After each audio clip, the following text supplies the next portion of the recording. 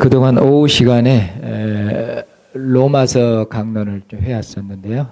앞으로 좀 당분간은 로마서 강론을 지난주 그 주보에 강구한 것처럼 로마서 강론을 잠깐 쉬고 교회 정치에 대해서 좀 설명을 드리고 다시 로마서로 돌아갈까 합니다.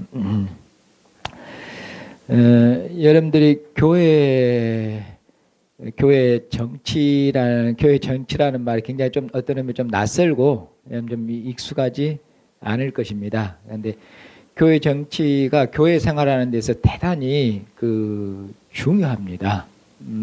그리고 교회 정치가 뭔지를 모르면은 여러분들이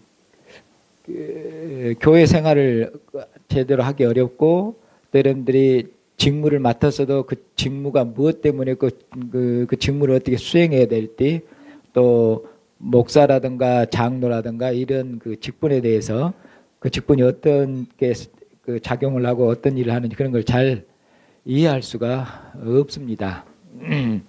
예를 들면은 이번에 우리가 지난주에 그 공동회를 했잖아요. 공동회였고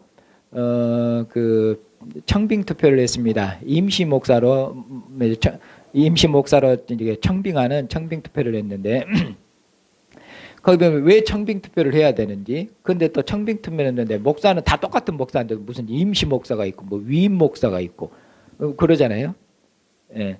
또 교회도 보면은 무슨 조직교회가 있고 미조직교회가 있고 이제 그럽니다. 이런 말은 굉장히 생소하죠. 성경에 없는 말이거든요. 예.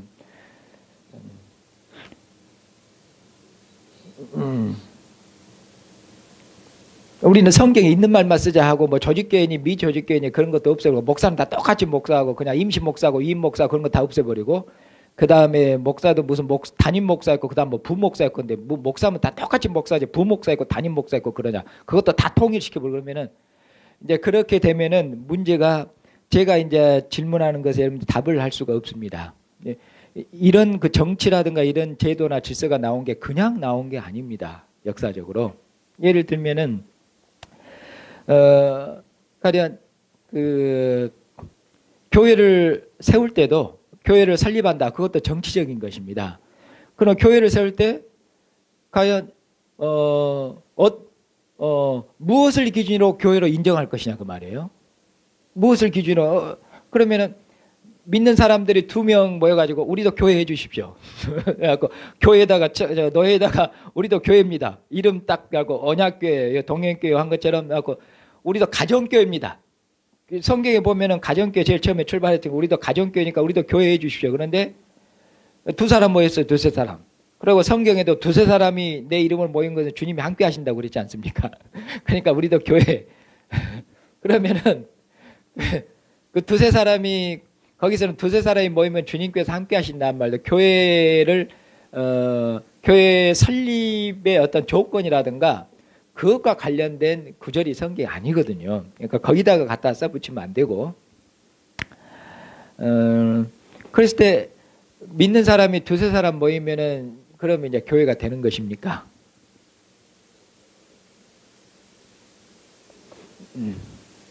그러면은 몇 사람이 모여 교회로 설립하도록 허가를 해줄까요? 그 기준은 뭘까요? 이런 것들이 있거든요. 다. 그 다음에 교회 장로로 세울 때 어떤 장로로 세워야 되는지, 그리고 왜 교회가 장로가 없는 교회는 목사님을 임시 목사로밖에 청빙을 못합니다. 왜 그러냐 그 말이에요. 그것을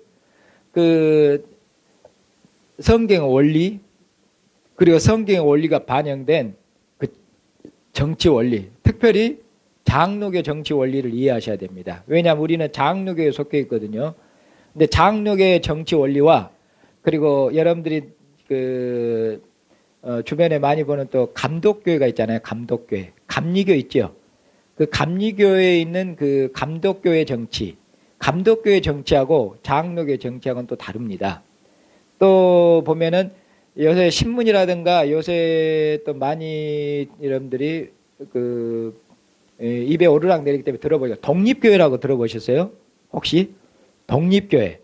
또는 자유교회, 독립교회라든가 자유교회는 이걸 이제 해중교회라고 그럽니다. 해중교회.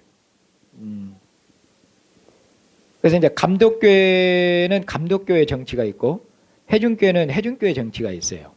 해중교회는 대표적으로 어떤 교단이 속하냐면 여러분 침례교 많이 들어보셨죠? 침례교. 우리나라는 장로교가 이제 주류입니다만은 미국 같은 경우에는 침례교가 더 많습니다. 오히려 장로교는 더 소수고 미국에는 침례교가 훨씬 많아요. 그럼 이제 침례교의 정치하고 장로교 정치는 달라요. 침례교 정치는 해중 정치예요. 그럼 여러분들이 해중 정치는 뭐고 지금 복잡하잖아요. 해중 정치는 뭐고 감독 정치는 뭐고 장로교 정치는 뭔지 이 정치가 무엇인지 이걸 이해해야 돼요. 차이점이 뭔지 그걸 이해하셔야 되고 그리고 이제 우리 교단은 장로교 정치고 제가 봤을 때는 장로교 정치가 가장 이상적이고 가장 제가 봤을 때는 나은 정치입니다. 왜 목사님이 이렇게 말씀하는지 여러분들이 그 장로교 정치의 원리를 정확하게 이해해야 됩니다. 오늘은 그 장로교 정치 원리가 뭔지 그것을 다른 정치 체제하고 비교해서 말씀드릴 것입니다. 그럼 이제 정치가 뭐냐? 정치가 뭡니까? 그러면은 벌써 머리가 좀 복잡하죠. 정치가 뭐냐? 그러면은 머리가 복잡하잖아요. 이제 세상 정치까지 설명하면은 그건 다음 시간에 해야 될 거예요. 다음 기회에 세상 정치는 뭔지. 세상에서 말하는 정치는 소위 말하면 최고의 권력, 어떤 권력을 획득하기 위해서 투쟁하고 싸우고 이런 것들이 다 지금 여하고 야하고 싸우잖아요. 그것도 정치입니다. 왜 싸우지요?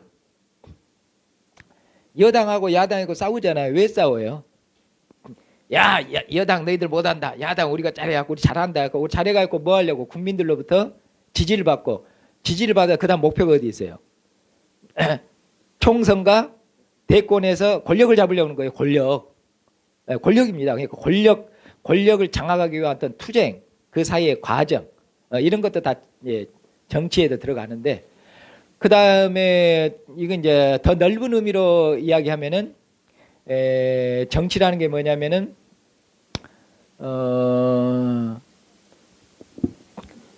그 나라를 잘 다스리고 경영하는 거 그것이 정치예요. 그러면은 이제 좀 더 쉽게 말씀드리면은 일반적으로 정치했을 때는 민주주의잖아요. 민주주의에서 대통령이 정치를 잘한다. 그 말은 무슨 말씀이겠어요? 여러분? 민주주의에서 대통령이 정치를 잘한다.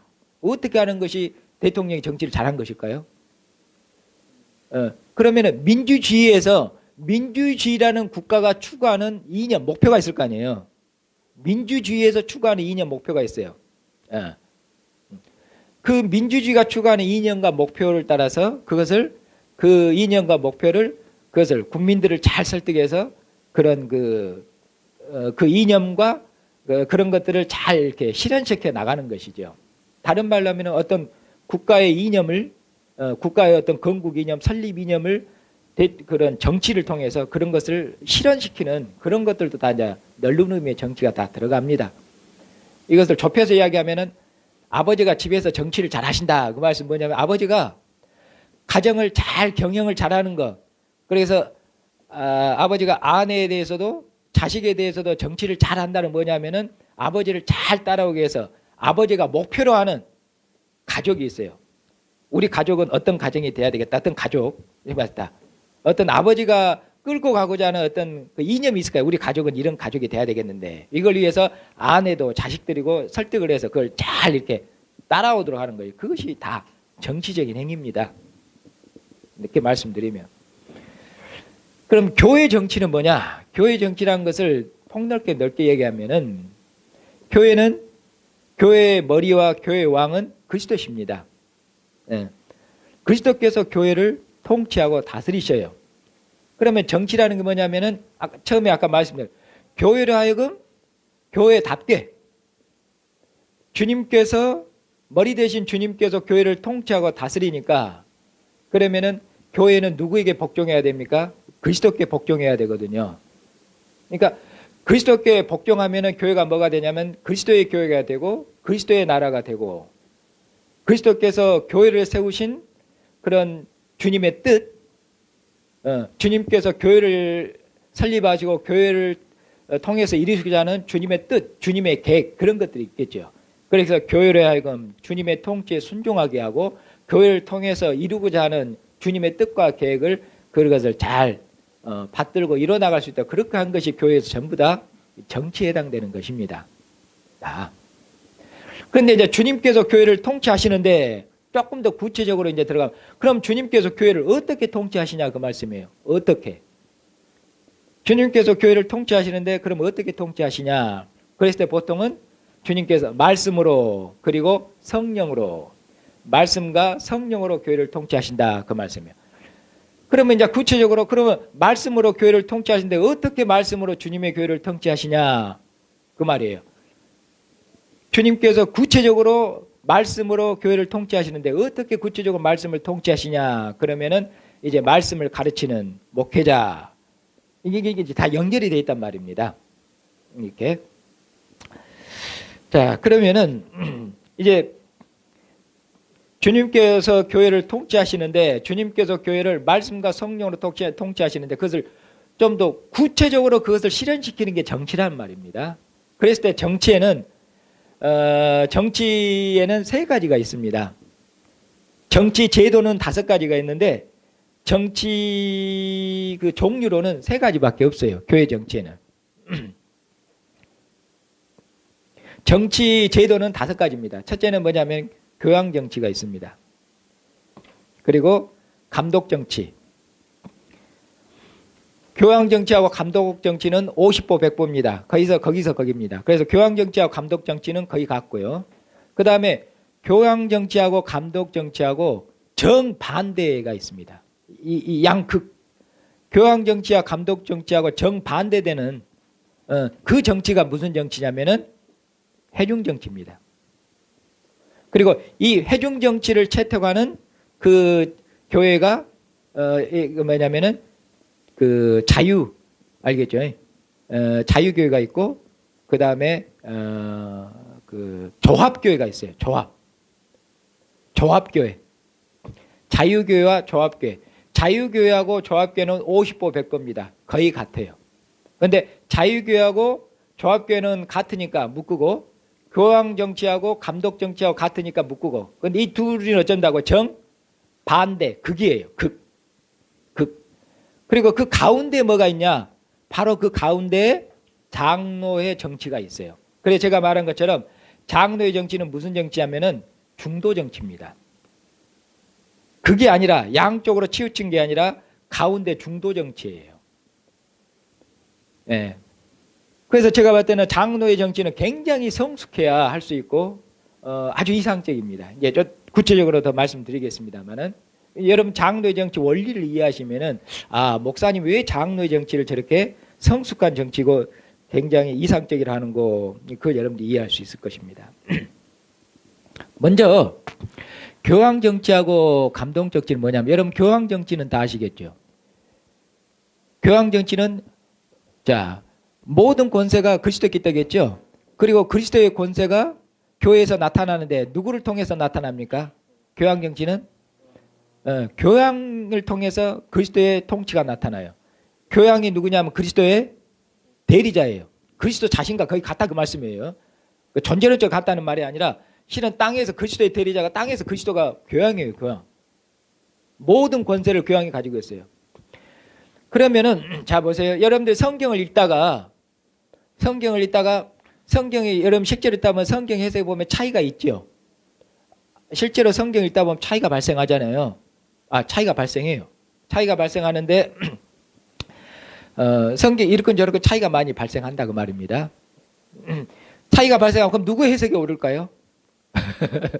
그럼 누구 해석이 옳아요? 그러면 에이 네 말도 없고 나도 맞아. 아니야 내가 옳아. 아니 니는 내 말을 들어야 돼.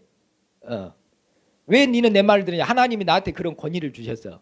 이렇게 주장을 해야 되겠죠. 근데 교황이 그리스도의 대리자라고 그랬잖아요. 그리고 성경을 해석하는 데서 최고 권위자예요. 그러니까 교황 이상의 성경 해석의 권위자가 없다는 말씀이에요. 심지어는 교황 무호설까지 나오죠. 나중에 보면. 여기까지. 그래서 교황이 입법, 사법, 행정 모든 권세를 한 몸에 지니고 있는 게 뭐예요? 그 교황이에요. 아주 권한이 절대적이죠. 교회는 교황에게 절대적으로 복종해야 돼요. 교황이 성경 해석이 이렇다. 그러면 이 있습니다. 교황님. 있을 수가 없어. 교황의 해석이 꼭 그리스도의 해석이니까 무조건 복종하고 이렇게 해줘야 돼요.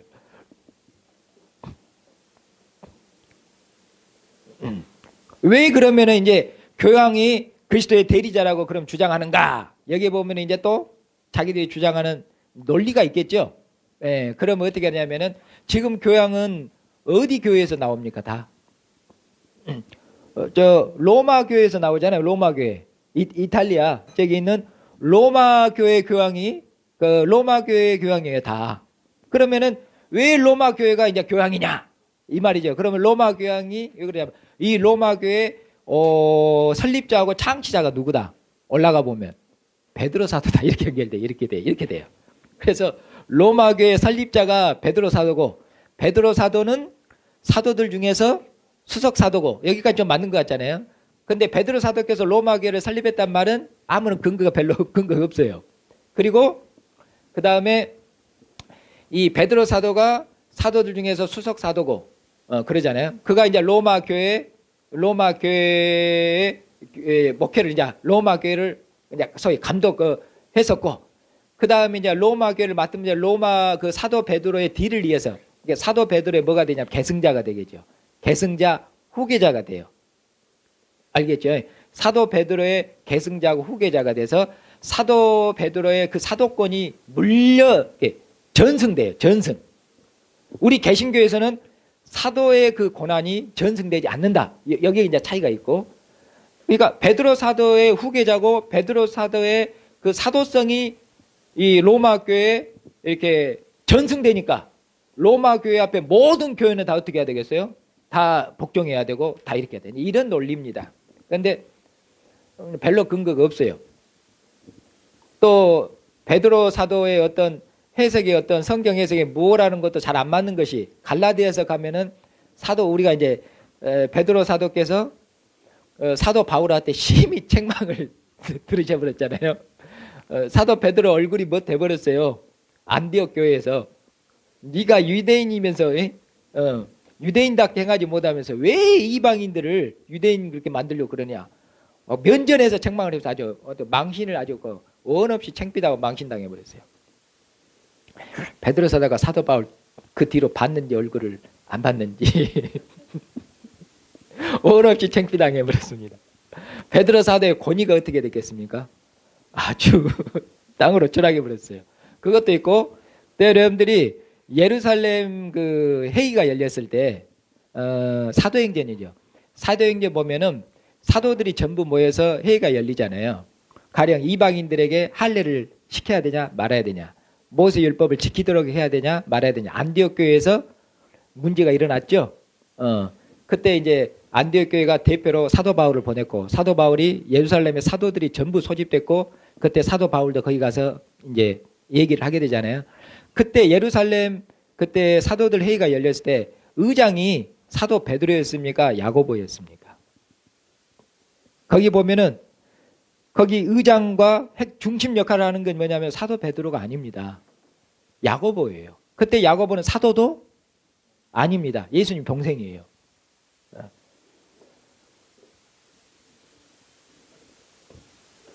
그렇죠. 예. 분명히 베드로 사도가 그 수석 사도인 것은 맞지만은 수석 사도고 내가 하는 모든 것은 오류가 없으니까 다른 모든 사도들은 내 말에 복종할 것이며 이런 것은 성경에는 없는 얘기거든요. 이것은 로마 카톨릭이 지나치게 그런 거였으니까 그건 좀 너무 무리한 것이고요. 그 다음에 이제 교황 정치하고 비슷한 것이 감리교 교단이 채택하고 있는 감독교회입니다. 감독교회.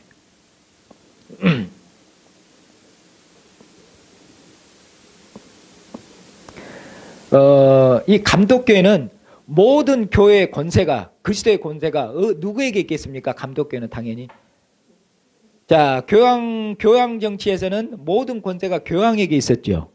그러면 감독교회는 모든 권세가 어디 있냐면은 감독들에게 있습니다. 감독들. 아시겠죠? 감독들에게 있어요. 그러니까 교양에게 권세가 있는 것과 감독에게 권세가 있는 게 비슷하다 그 말이에요. 그리고 일반 교인들은 아무런 권리가 없어요. 일반 교인들은 감독교회에서는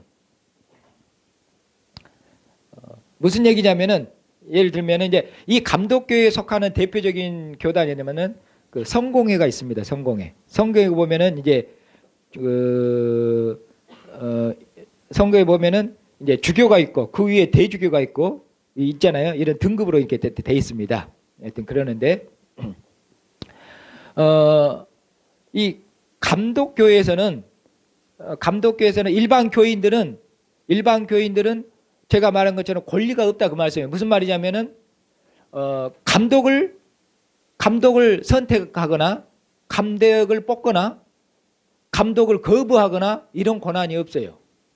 무슨 말이냐면은 감독들에게 모든 권한이 다 있다고 그랬죠. 감독들에게 권한이 집중되어 있어요. 그래서 이 감독들이 교회를 전부 다 주관하고 감독들이 교회를 다스려요. 그렇게 해서 이제 그리스도의 통치가 나타나게 한다. 이것이 이제 감독교회 정치인데, 쉽게 말하면 어떤 감독교회에서는 어느 교회 있죠. 어느 교회 감독들이 모여서 어떤 감독을 우리 보내잖아요. 그러면 그 교회에서는 우리는 이 감독을 못 받겠습니다. 할 수가 없어요. 감독들이 모여서 그 교회 감독을 파송하면은 거부권이 없어요. 무조건 어떻게 해야 된다고요? 무조건 순종해야 돼요. 감독들의 회에서 감독을 파송하면은 이 감독을 보내주십시오. 그렇게 말할 수도 없어요.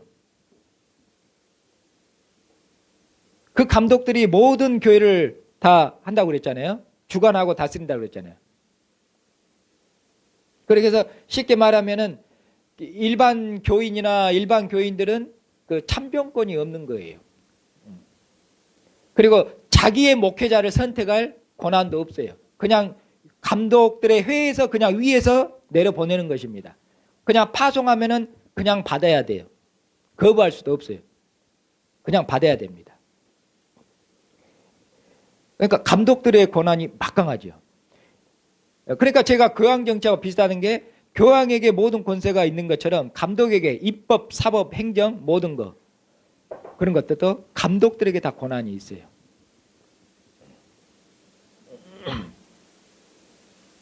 그러면은 이제 이것과 이제 반대되는 거, 정반대되는 거라 그랬죠. 정반대되는 정치에 이제 뭐가 있냐면은 회중 정치인데 자유교회와 그리고 조합교회가 있어요. 이건 뭐냐면은 자유교회하고 조합교회는 모든 권세가 누구에게 있겠어요? 양극이라고 그랬잖아요. 모든 권세가 어디 있냐면은 교인들에게 있어요. 모든 권세가 교인들에게 있어요. 그러면 이제 감독하고 목사는 뭔데요? 감독과 목사는 그 교회 회중 중에 한 사람일 뿐이에요. 완전히 양극이죠. 그러면은 자, 회중교회는 목사를 세우고 누가 세우겠어요? 교인들이 세워. 그리고 목사직도 걷어버려. 누가? 그 교회가. 그럼 목사는 목사는 권위가 없어요. 회중교회에서. 회중이 다 모든 권리와 권세는 회중회가 있어서 회중이 다 교인들이 다 하는 것이에요. 그리고 이 회중교회는 위에 상회가 있냐? 없어요. 무슨 말이냐면 회중교회나 조합교회는 철저하게 개교회 중심이에요. 개교회. 교회 연합이 없어요. 그러니까 교회 연합이 없으니까 연합이 있어도 그건 유명무실이에요. 자, 교회가 연합했어도 이 개교회를 이 교회에 어떤 지시하거나 명령하거나 이 개교회를 구속하는 그런 위에 권위 있는 연합체가 없어요. 그러니까 개교회 이상의 교회가 없다 그 말이에요. 한마디로 말하면. 우리 장로교회는 뭐가 있냐면 개교회가 연합한 노회가 있잖아요. 노회가 있는데 이 회중교회를 채택하고 있는 자유교회나 이 조합교회, 독립교회는 그런 상회가 없다 그 말이에요. 철저하게 개교의 중심이에요. 이걸 제가 다른 말 어떻게 보면 개인 중심이죠. 연합이 없어요. 철저하게 개교의 중심. 개교회가 다 하는 거예요. 개교회가 다.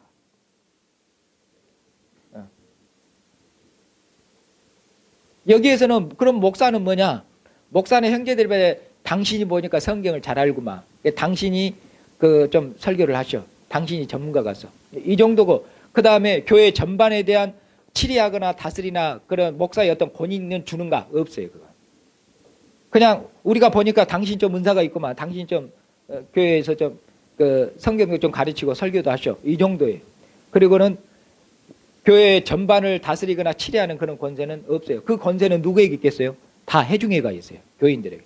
그럼 이제 목사는 아무것도 안 돼버려요.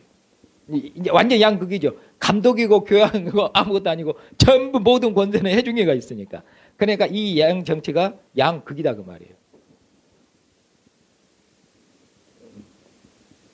그래, 근데 지금 이 시대에 보면은 이제 회중 정치의 영향을 많이 받습니다. 왜냐하면은 지도자들이 많이 타락했거든요. 그러니까 굉장히 부정적이고 회중 정치 보면은 무슨 정치하고 거의 좀 가깝냐면 요새 시대에 민주 정치 있잖아요. 민주 정치는 민주 정치를 보면은 그 국민들이 주인이잖아요. 국민이 대통령도 세우고 뭐 하면은 다 거두고 할 거잖아요. 그러니까 회중 정치 보면은 민주 정치하고 비슷한 것 같고 그래서 미국에서는 침례교가 주는데 특히 미국은 개인주의가 앞서져 있잖아요. 그래서 침례교가 이 정치를 취하는데 미국의 그 개인 사상하고 맞아떨어져서 그럴 거예요. 특별히 영국이나 이런 유럽에는 이런 그 침례교가 많지 않죠. 특히 미국이 그럽니다. 이렇게 되면 이제 감독이나 목사 권위는 없으니까 이제 우습게 됩니다 그 말이에요. 그러면 이제 성경을 보자 그 말씀이에요. 근데 성경은 목사를 감독이라고도 부르고 그러죠. 그 다음에 목자라고도 부르고 목자 그리고 선생이라고도 부르죠. 그리고 장로라고도 부르죠. 베드로전서에서는. 그리고 목사의 가르침에 순종하고 심지어는 복종해라 해서 목사와 장로들에게 권위를 줍니다. 너희들이 잘 생각해보고 맞으면 따르고 안 맞으면 순종하지 말아라 이런 것이 아니라 그것을 그 권위를 주어서 장로라든가 목사에게 권위를 주어서 그 권위 있는 가르침 그에 순종하고 복종하도록 목사 장로에 분명히 권위를 줍니다. 권위를. 그런데 회중교에서는 권위를 인정 안 해요. 그래서 그건 비성경적이다 그 말이에요. 그리고 이제 문제가 뭐냐면은 회중교회에서는 아까 말한 것처럼 철저하게 무슨 유지하면 개교회 중심이라고 그랬잖아요. 그러잖아요. 그런데 성경에서는 우리가 성경의 사상에 비춰보면은 우리가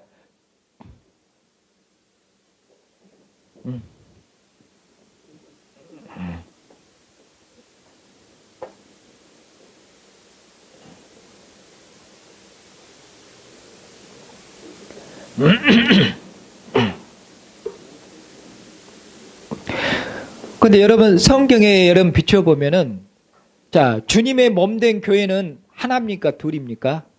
주님의 몸된 교회는 하나고 그러니까 주님을 믿는 형제 자매들 주님의 백성들 당연히 뭘 추구해야 되겠습니까? 연합을 추구하는 게 그것이 당연한 것이에요.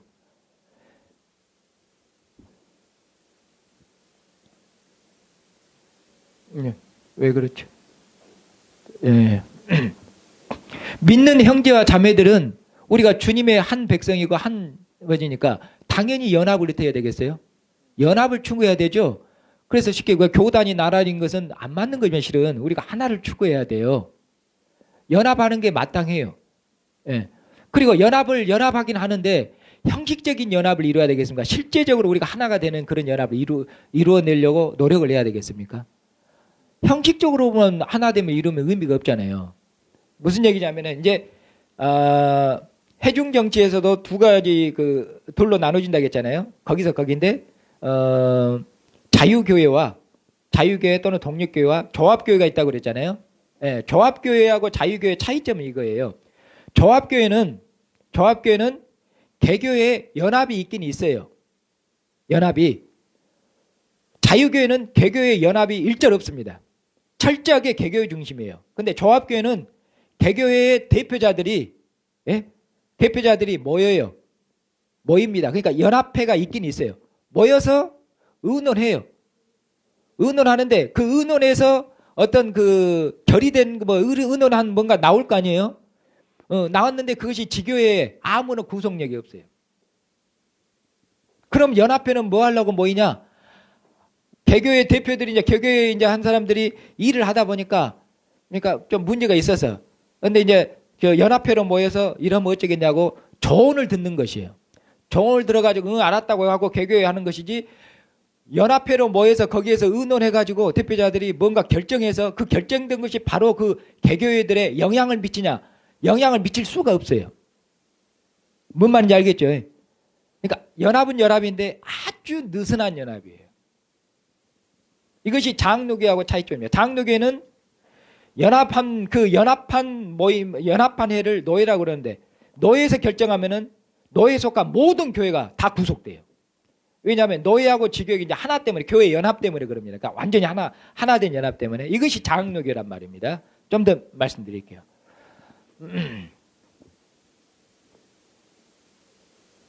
그러니까 이제 해중교회에 가면은 목사가 별로 대접해요. 목사가 해중교회에서 해중의 일원일 뿐이라고 그랬잖아요. 그러니까 목사하고 맞먹어버려요. 이제 목사 권위도 별로 인정을 못 받아요. 무슨 말씀인지 알겠죠?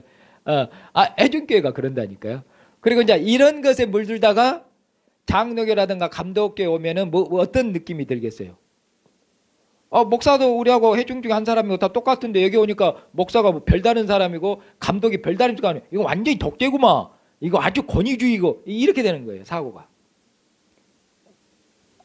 그렇게 될 수밖에 없어요. 왜냐하면 정치가 지금 다르니까. 이해를 해요.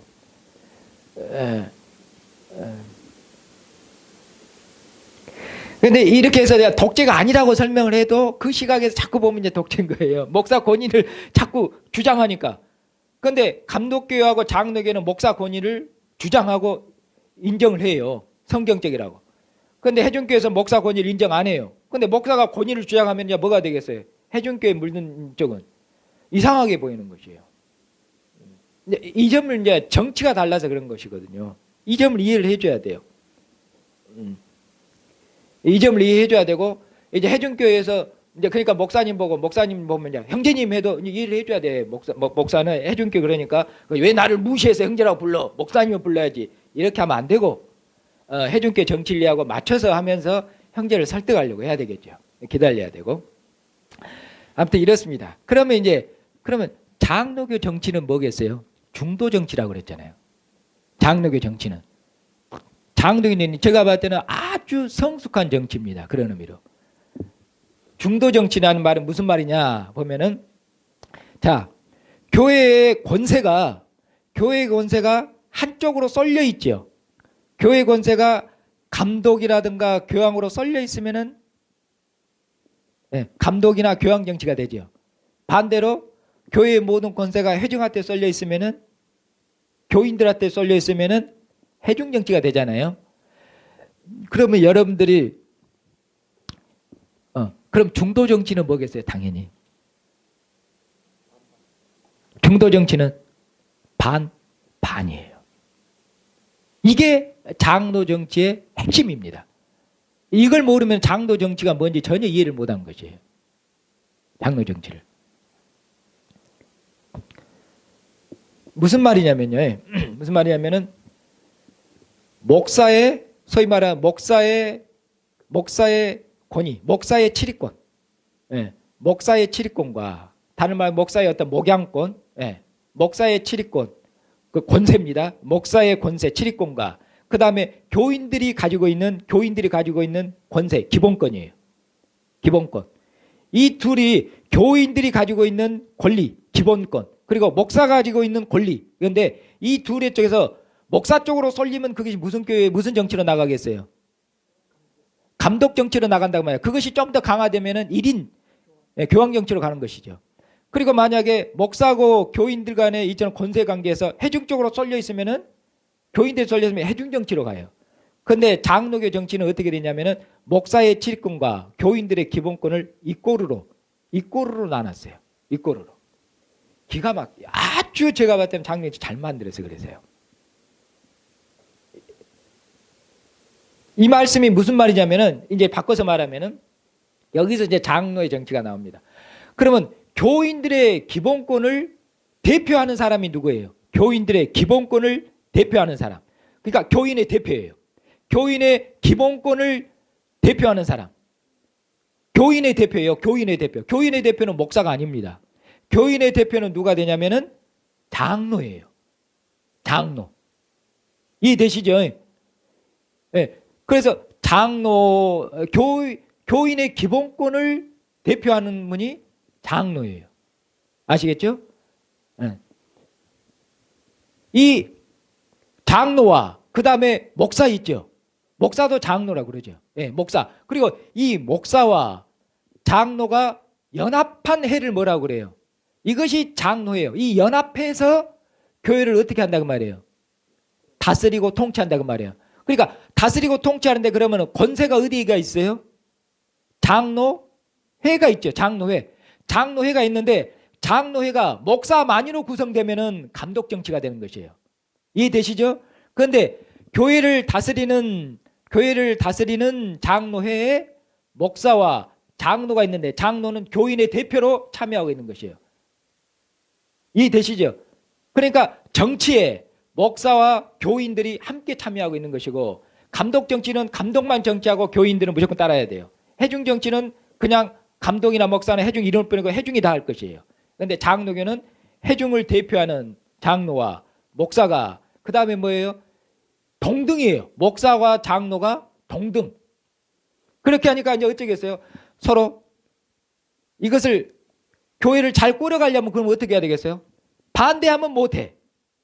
이해되시죠? 상호 견제할 수도 있을 뿐만 아니라 반대 못하니까 목사하고 장로 어떻게 하냐면 서로 의논해야 돼요.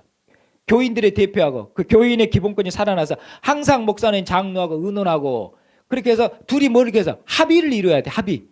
그리고 합의된 것만 그 교회가 어떻게 되겠어요? 예, 그 교회에서 시행되고 집행되는 것이에요. 이것이 장로의 정치입니다.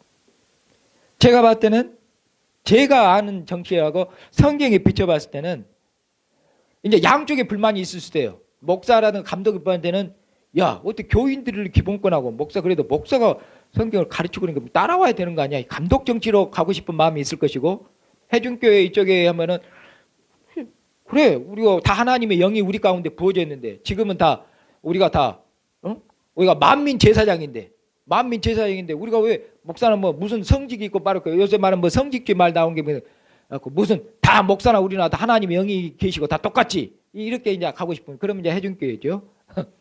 근데 양쪽 다 극단입니다. 제가 봤을 때는 둘 다 비성경적이에요. 그래서 제가 장로교회가 정치가 가장 이상적이고 낫습니다. 합의를 해야 되고 아주 원만해. 근데 성숙하지 않으면 뭐 하다가 판단하겠어요? 힘이 50대 50이에요. 50대 50이니까 독재를 할 수가 없게 돼 있어요. 장로교 정치는 독재가 불가능했는데 실은 장로의 정치에서 독재가 많이 나온 거 뭐냐? 장로의 정치를 몰라서 그런 것입니다. 장로의 정치가 타락했거든요. 장로의 정치가 뭔지도 설명도 제대로 안 하시고 그러니까 실은 장로의 정치가 지금 장로의 정치가 아니라 무슨 정치냐면 감독 정치로 간 거예요. 지금 장로의 정치에서도 목사가 거의 뭐쯤 돼 있냐면 타락한 이런 대형교회에 보면은 거기 보면은 거의 교황 수준으로 돼 있잖아요. 그게 지금 타락한 장로교 정치가 아니에요. 그건 감독 정치고 교황 정치예요. 그건 장로교 정치가 아니에요.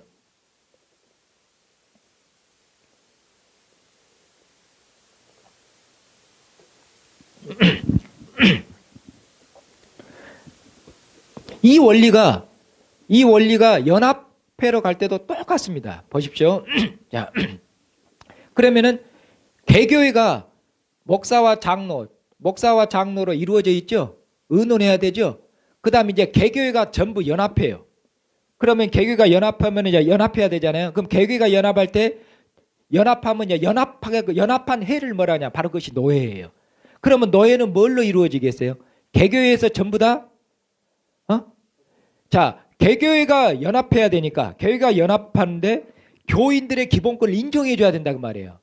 그러니까 개교회에서 노회가 열릴 때 반드시 누가 참석하냐면 장로들이 전부 올라와요. 그리고 목사와 장로 노회는 동수로 이루어지는 것이에요. 동수. 왜 동수겠어요? 회의를 할 때 이해되시죠? 목사와 장로 동수로 이루어져요. 회의를 하는데 한 투표라고 말해요. 투표권이 하나씩이에요. 목사, 장로 하나씩. 이해되시죠? 동수로 이루어져요. 그 다음 노회가 확대되면 이제 대회가 있고 총회가 있는데 거기도 목사, 장로 뭘로 이루어져요? 동수로 전부 이루어져 있어요.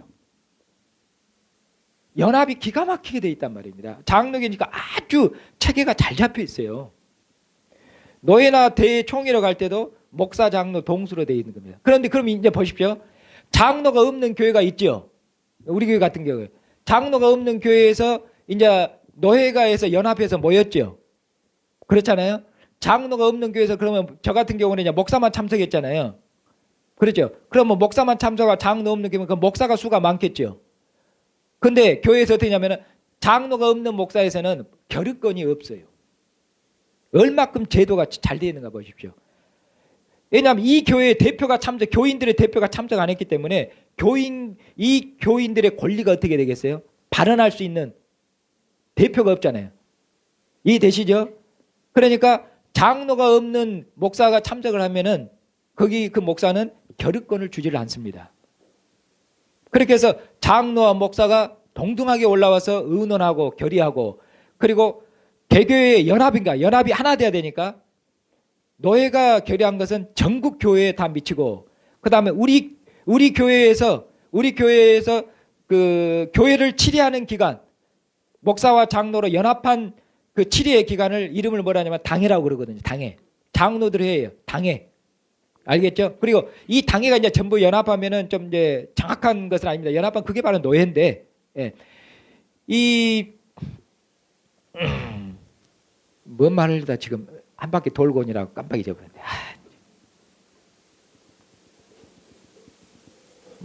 목사하고 장로 당회. 뭔 말을 내다가. 연합 설명하려다가. 우리 교회에서 이제 당회에서 교회를 치료한다 그랬잖아요. 그러면 우리 교회에서 어떤 의미로 누가 범죄했거나 뭐 했어요. 그래서 이제 벌을 내렸잖아요. 그러면은 이 교회에만 국한된 게 아니에요. 장로교회는 교회가 하나 되라 그랬죠. 한 몸으로 연합됐잖아요. 그러니까 이 교회에서 범죄했잖아. 그러면 전국 교회 다 매예요.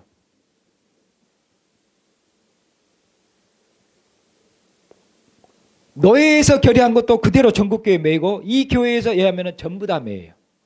그러니까 교회 연합 하나 올리는데 굉장히 연합이 하나 강해되어 있잖아요. 그러니까 비교해 보시라는 거예요. 이런 것들을.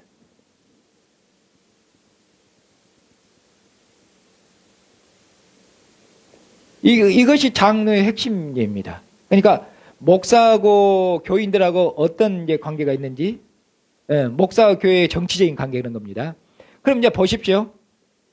우리 교회 이제 나중에 그 장로님들 세울 것입니다. 그러면 이제 장로님들하고 목사하고 이렇게 연합하면은 이것이 지교회에서는 당회라고 부르고, 그 다음에 목사하고 장로가 연합해서 위로 올라오면은 노회라고 한다. 그랬죠? 예. 그럼 나중에 장로가 한 분일 때는 목사하고 장로가 1대1이잖아요. 그렇죠? 예. 그런데 이제 장로가 2분 이상 되고 여러 명 되면은 목사는 한 명이고 장로님은 여러 분이에요.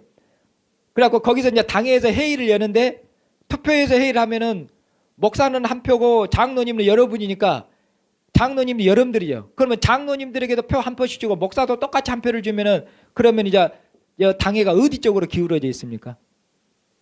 여러분.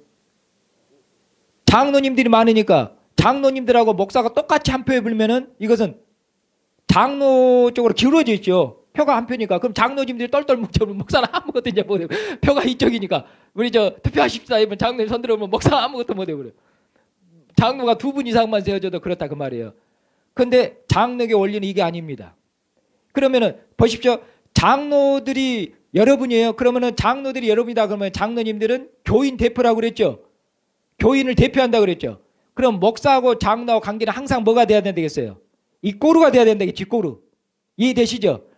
그런데 장로님들의 수가 늘어납니다. 그리고 목사님하고 이 장로님 수를 똑같이 한 표를 주면은 그럼 장로님들 쪽으로 표가 기울겠죠. 그러면 이것은 해중교회 정치가 되어버리는 거예요. 그래서 장로님들의 수하고 상관없이 목사는 장로님의 수와 상관없이 목사하고 장로도 한 분이든 여러 명이든 1대1이에요. 이것이 장로의 정치예요. 이게 장로의 정치예요. 그러니까 장로님들이 서로 의논하고 다 결의를 해왔어요. 다 결의를 해오셨어. 그런데 목사가 보니까 성경이 안 맞아. 그 장로님이 결의한 것은 거부권을 행사할 수 있어요. 목사는. 그런데 그때 당회에서 아니 목사님 우리가 저 장로들이 투표하고 우리가 장로님 지금 저 다 해서 목사님까지 6명인데 그 장로님들 저 5분 중에서 그 4명이 참석했으니까 이건 뭐 투표 뭐 3분의 2 아닙니까? 목사님 그 당연히 받아들인다. 아니 그렇게 안 돼요. 그것이 민주정치인데 성경은 장로님 달라요.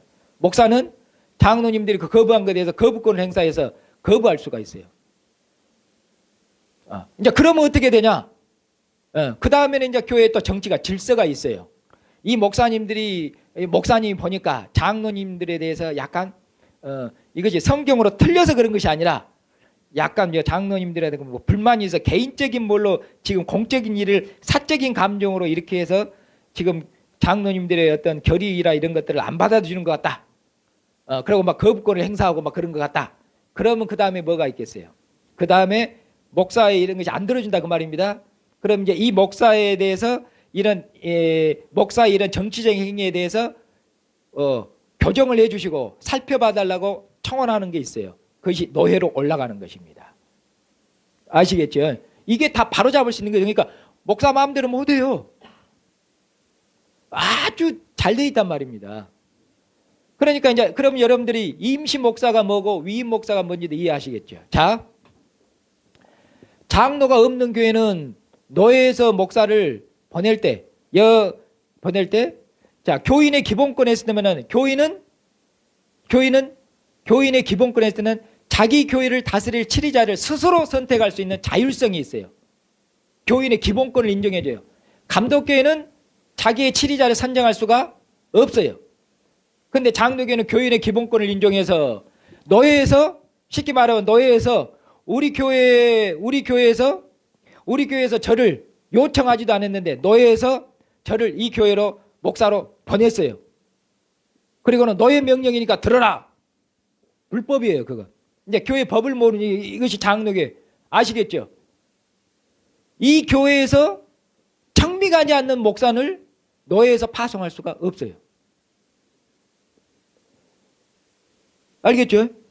파송하면서 명령하게 들어라. 그럼 감독교회가 돼요. 감독정치. 장로정치 그게 아니에요. 그만큼 교인의 기본권이 살아있어요. 장로교회는.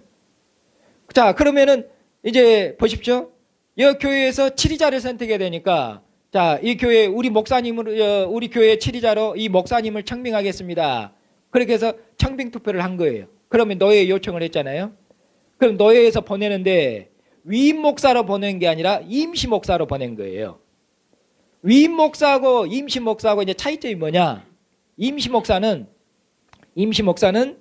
이제 통치권, 치리권을 1년간 위임해서 보내는 게 임시 목사예요. 1년간. 왜 그러냐면은 자, 이 교회에 장로님이 없다 그 말입니다. 장로님이 없다면은 교인의 기본권이 손상될 수가 있어요, 없어요? 교인의 기본권을 대표하는 분이 장로님인데 장로님이 없어요. 이해되시죠? 예, 교인의 대표자가 없으니까. 근데 노회에서 목사는 항상 노회에 속해 있는데 노회의원이 목사가 왔어요. 근데 장로교 정치윤리는 목사하고 교인의 기본권하고 대등이라고 그랬잖아요. 그랬죠? 그러니까 교회에 장로가 없으면은 지금 권세가 어디 쪽으로 한쪽으로 기울어져 있는 거예요. 이해되시죠? 목사 쪽으로 기울어져 있는 거예요. 이거 장로의 원리 안 맞아요, 지금.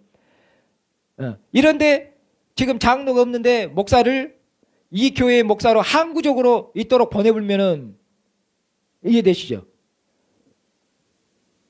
지금 목사의 권한 쪽으로 지금 기울어져 있는데 교인의 기본권이 없으니까 장로가 없으니까. 그런데 목사를 보내긴 보내는데 쉽게 말하면 목사 쪽으로 기울어져 있어도 뭐냐면은 1년간만 주어서 그러니까 보내는 것이에요. 1년만. 그러니까 목사가 좀 마음을 나쁘게 먹어서 교회를 자기 마음대로 막 전체 정치하고 독재 정치를 한다. 그러다도 딱 어디까지만 할 수 있도록 1년만 할 수 있도록. 1년은 참을 수 있고 할 수 않느냐. 그래서 1년인 것이에요. 그 다음에는요. 그 다음에 이 교회가 이제 임시 목사로 보낸 목사님께가 이 목사는 완전히 독재에다가 전제 정치에다 우리 교회 목사님으로 못 모시겠다. 그러면은 청빙 투표를 안 해버리면은 임시 목사는 1년이니까 끝나요. 그리고 이 교회에서는 자동 해임입니다. 청빙을 안 했으면은 이 교회의 목사로 못 있어요. 그냥 목사직만 가지고 있지. 이 교회 목사로는 못 있습니다. 그것이 임시 목사예요. 이해되시겠죠, 원리가? 그 다음에 또 반대로 이제 여기 우리 교회에 이제 장로님을 세웠어요. 장로님을 세웠는데 그 다음에 이제 장로님을 세웠잖아요. 그다음 이제 목사님을 또 청빙해야 될 거 아니에요. 목사님을 청빙하는데 임시교회 임시 목사님으로 청빙하렵니다. 이건 무지하게 무리한 것이에요. 왜 그런지 아시겠어요? 왜냐하면 장로가 장립됐으면은 이 장로님은 나이 70이라든가 헌법에 70이라든가 혹은 나이 70이라든가 75세 제한이 있단 말이에요. 그럼 이제 장로로 장립됐으면은 이 교회는 항구적으로 장로가 장립된 거잖아요. 근데 이제 그러니까 교인의 기본권이 살아있는 것이에요. 근데 목사님 왔는데 우리 목사님 1년만 있다가 그 후에 한번 보겠습니다. 이것은 안 맞다. 장로의 원리에. 교인을 대표하는 장로가 세워졌으니까 교인의 기본권이 항구적으로 살아있으면 목사도 와야 되는데 항구적으로 와야 돼요. 그래서 이때는 모실 때 위임 목사로 초청해야 돼요. 위임 목사. 위임이라는 건 뭐냐? 위임이라는 것은 노예가 개교회가 연합한 노예가 그 노예가 치리권 다스릴 칩니다. 통치권을 노예가 치리권을 목사에게 위임해서 항구적으로 위임해서 그 교회에 보낸다 그 말씀이에요. 임시 목사는 1년만 위임해서 보내는 거예요. 장로가 항구적으로 세웠기 때문에 목사도 항구적으로 가야 동등한 원리가 맞다 그 말이에요. 그러니까 임시 목사로 조직교회에서 장로가 있는 교회에서는 이제 조직교회인데 장로가 있는 교회에서 목사를 청빙할 때 임시 목사로 청빙하렵니다. 그러면은 노예에서 잘 허락을 안 합니다. 그럼 무지하게 무례한 것이거든 목사에 대해서. 그런데 딱 1년만 임시 목사를 모시고 그 다음에 이 목사님을 제가 하도 안 모셔서 잘 모르겠습니다. 그래서 1년만 잘 보고 그런데 임시 목사로 장로가 있는 교회에서 임시 목사로 초청할 수 있는데 딱 한 번만 할 수 있어요. 1년만. 헌법에 명시되어 있는 거예요. 왜 그런가 했을 때 그냥 이것을 규칙으로 외우면 안 되고 장로의 원리를 이해해야 돼요. 장로의 정치. 항상 장로의 정치 원리를 이해해야 돼요. 이 원리로 전부 움직이거든요.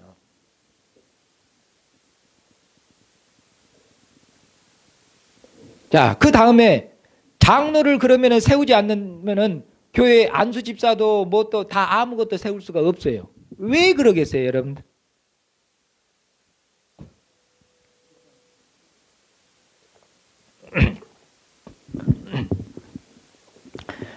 장로를 안 세우면 뭐냐면은 교인의 대표자가 없잖아요.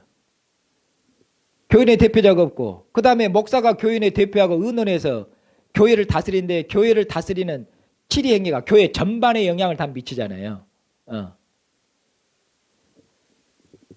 교회 대표자가 없어요. 교회 대표자가 없는데 교회 대표자를 뽑아서 교회하고 치리자를 의논하고 그 다음에 모든 일을 의논해서 그 다음 집사도 세우고 뭣도 세우고 이렇게 돼야 맞잖아요. 이게 자연스러운 장로의 원리입니다. 근데 대표자하고 의논도 없이 이제 뭣도 이제 다 뽑아보면은 쉽게 말하면 대통령도 안 뽑았는데 우선 장관부터 우선 장관이 있어야 뭐 일도 하고 실무도 하고 부서가 돌아갈 거 아닙니다. 장관 다 뽑고 나서 그 다음 대통령 뽑읍시다. 이것하고 비슷한 것이 돼버린 것이에요.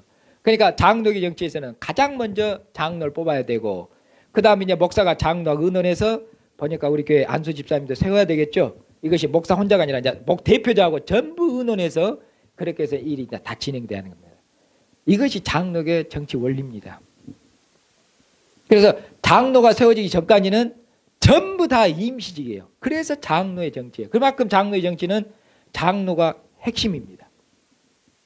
장로가 그만큼 중요하고 장로는 그만큼 정치를 잘 알아야 되고 성경도 잘 알아야 됩니다. 왜냐하면 모든 일을 목사하고 의논해야 되기 때문에. 교인의 대표자고 교인의 권리가 무엇인지도 잘 알아야 되고 그렇습니다.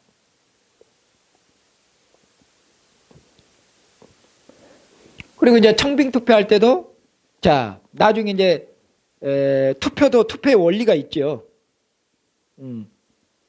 투표의 원리, 그 다음에 회의할 때도 회의의 원리, 이것도 조금 나중에 강의를 하려고 그랬습니다. 여러분 투표할 때 투표할 때 의미가 있어야 되잖아요. 투표할 때 의미가 있고 효력이 있어야 돼요. 그럼 보십시오, 여러분들. 투표할 때 여러분 기본적으로 투표가 의미 있으려면은 투표에서 대개 어떤 의사를 결정할 때 투표를 하는데 어떤 투표는 3분의 2가 있어야 효력이 있고 과반수면 효력이 있고 또는 3분의 1만 있으면 또 뭐 있고 그러거든요.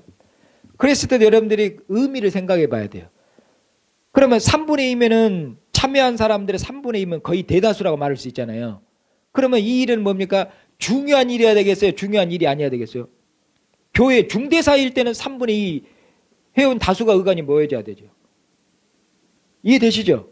그래서 목사를 청빙할 때는 대단히 중요한 건이기 때문에 그렇잖아요. 과반수가 아니라 3분의 2가 되는 것입니다. 목사를 해임할 때도 3분의 2입니다. 그러면 장로를 세울 때도 그럼 여러분 과반수일 것 같아요? 목사의 준에 3분의 2일 것 같습니까? 여러분 얼른 상식적으로 판단해 봤을 때 우리 장로계 정치상 장로는 과반수겠어요? 3분의 2겠어요? 3분의 2입니다. 그 정도 지지를 받아줘야 돼요. 교인을 대표하니까. 원리가 그래요. 이해되시죠? 네. 그런데 그럼 안수 집사님을 세울 때는 3분의 2겠어요? 과반수겠어요? 과반수면 됩니다. 장로는 3분의 2여도. 왜냐하면은 왜 그러면은 집사는 3분의 과반수고 장로는 3분의 2예요? 왜 그러냐면은 안수 집사님은 교회를 다스리는 그 치리행위, 교회 전반을 다스리는 행위에 참여합니까? 안 합니까? 안수 집사는 참여 안 해요. 장로가 참여해야지. 그러니까 장로는 교회 전체에 영향을 미쳐요. 그러니까 중요하니까 3분의 2고 그리고 안수 집사는 교회 재정을 담당해요. 중요하니까. 그런 의미로 3분의 2가 아닙니다.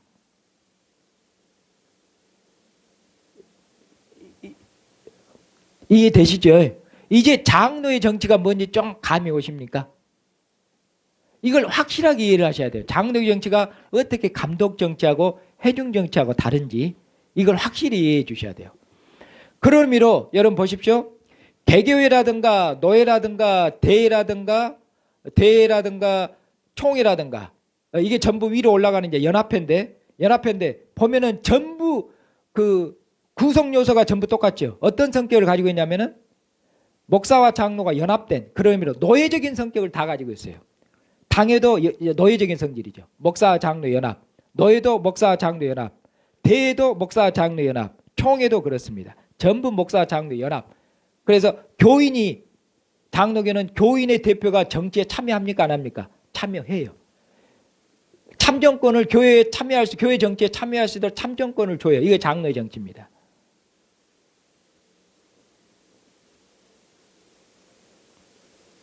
목사의 회에 목사의 정치에 교인의 대표가 장로로서 참여해서 목사 장로가 함께 의논해서 합의에 이루어서 교회와 노예와 이런 것들을 치리하고 다스릴 수 있도록 하는 것.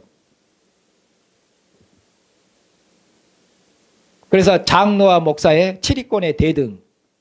이걸 확대하면 다른 말로 바꾸면 목사와 그리고 교인들의 기본권, 교인들의 기본권과 목사의 목양권, 목사의 어떤 교훈권, 이것이 이꼬르예요. 이것이 장로의 정치의 핵심 원리다 이 말씀입니다. 오늘은 이전만 장로의 원리가 뭔지만 설명할 겁니다. 이것만 잘 알아두시면 됩니다. 이제.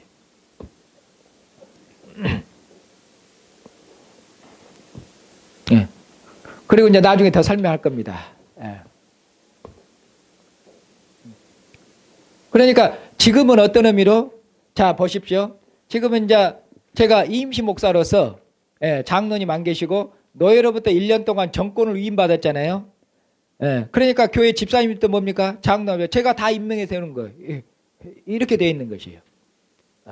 그리고 집사직을 거둔 것도 제 마음대로 거둬요. 보니까 집사직 덕이 안 되겠어. 그럼 집사직 바로 거둡니다. 목사가 판단하고. 이게 목사의 고난에 속한 것이에요. 우리 목사님 마음대로는 하면 안 되고 그 목사가 가지고 있는 정당한 고난이에요. 근데 이제 장로님이 이제 장립이 되면은 그다음부터는 이제 마음대로 못 해요. 장로님하고 의논해서 이 집사님 이렇고 그러니까 장로님에 대해서 직을 거둬야 되겠습니다. 목사 마음대로 못하고 당회하고 의논해서 해야 돼요. 이렇게 되는 것이에요. 그러니까 장로가 있는데 목사님이 마음대로 하면 그것은 불법이에요. 그것은 목사의 이제 독재라든가 전행이 되는 거고 없을 때는 그렇지가 않아요. 그러니까 목사에게 하나님이 어떤 권한을 주었는지 뭘 했는지 이런 것들을 목사가 움직일 때 그 정치를 알아야 우리 목사님이 어떤 원리로 움직이고 있는지 이해를 하시고 우리 목사님 마음대로 하는데 마음대로 하는 것이 아니구나. 그걸 이해하실 수 있다고 말씀이에요. 정치를 알아야 지금 알 수가 있죠. 예. 예. 그리고 나중에 안수 집사님들이 이제 교회 정식으로 세워지시잖아요. 그러면은 남전도회라든가 여전도회 있죠. 안수 집사님들 중에 이제 안수 집사님은 여자분도 이제 세울 수 있습니다. 그러면 안수 집사님이 남전도회라든가 여전도회에 속해 있어요. 그러면은 남전도회 회장, 여전도회 회장은 당연히 누가 되겠어요, 이제? 안수 집사님이 돼야 됩니다. 지금 우리가 정식이 아니라 남전도회에서 하면은 돌아가면서 회장도 하고 여전도에서 회장하고 하는데 나중에 교회에서 정식으로 투표해서 이제 안수 집사님 세우면은 만약에 남전도회라든가 여전도회가 구성이 되면은 안수 집사님들이 전부 다 의장입니다. 왜냐하면 교회에서 안수 집사님들이 그 공동의회에서 뽑음을 받기 때문에 안수 집사님이 있는데 거기에서 다른 분이 회장 노릇하고 있다. 그럴 수가 없어요. 그러면은 안수 집사님보다 더 앞서거든요. 명예가. 알겠죠? 모든 일은 안수 집사님이 앞서야 돼요. 그렇기 때문에 남전되고 여전되고 뭐고 전부 안수 집사님이 다 이제 정식으로 하면 전부 의장 다 회장을 할 겁니다. 장로님은 거기 이제 지도 고문으로 들어가실 것이 이렇게 되는 것이에요. 그러니까 이제 여러분들이 오해하시면 안 돼요. 왜냐하면 목사님이 옛날에 보니까 남전대 여전대 누가 회장하라 뭐 말든도 없고 돌아가면서 다 해도 아무 말씀 많더만 어느 날 갑자기 보더만 이제 안 됩니다. 안수 집사님 여분이 의장하셔야 돼요. 여분들 야 안 된다고 이분 다 하셔야 돼요. 이상하다 목사님 변했다. 목사님 바뀌셨네. 변했다. 목사님이 저 집사님 입하시더만 목사님이 친권 체제를 강화하시려고 지금 정치하시는구나. 이렇게 오해하시면 안 된다 그 말씀이에요.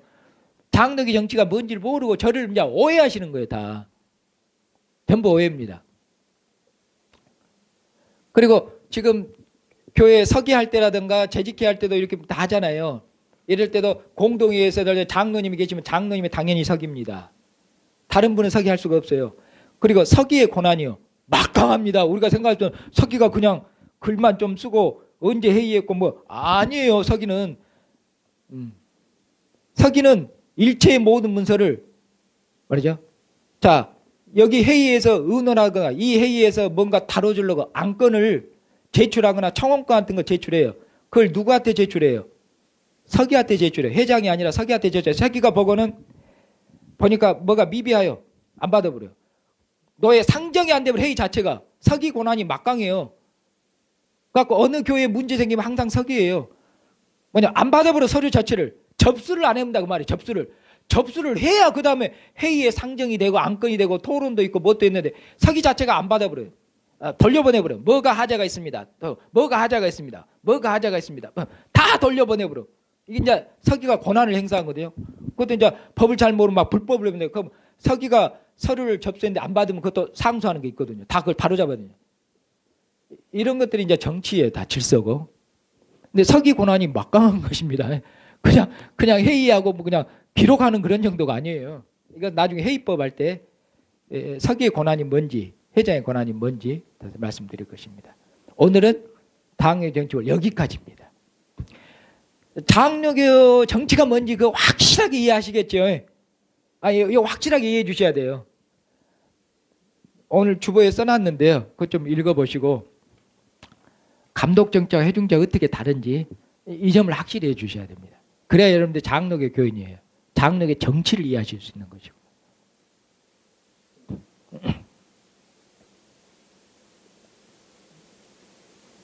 질문 있으면 하십시오.